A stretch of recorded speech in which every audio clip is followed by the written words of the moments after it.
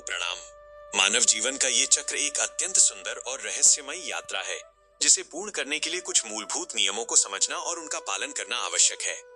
जैसा कि आप सभी जानते हैं, हमारे इस जीवन चक्र में कुल 12 मुख्य बिंदु दिए गए हैं। इन 12 बिंदुओं की यात्रा को पार करने का कोई शॉर्टकट नहीं है।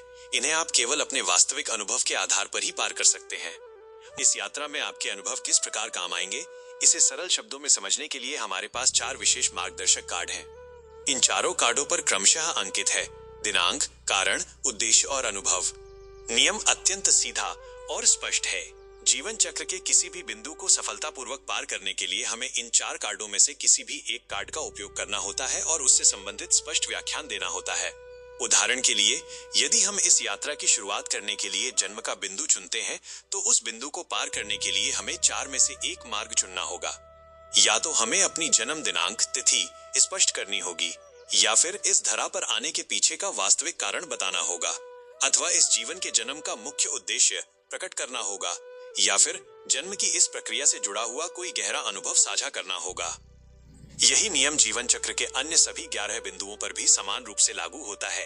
प्रत्येक बिंदु को पार करने के लिए इन 4 कार्डों में से कम एक कार्ड का उपयोग करना अनिवार्य है। जब तक आप एक बिंदु पर इनमें से किसी एक माध्यम से अपनी सत्यता और समझ को सिद्ध नहीं करते, तब तक आप अगले बिंदु की ओर आगे नहीं बढ़ पाएंगे।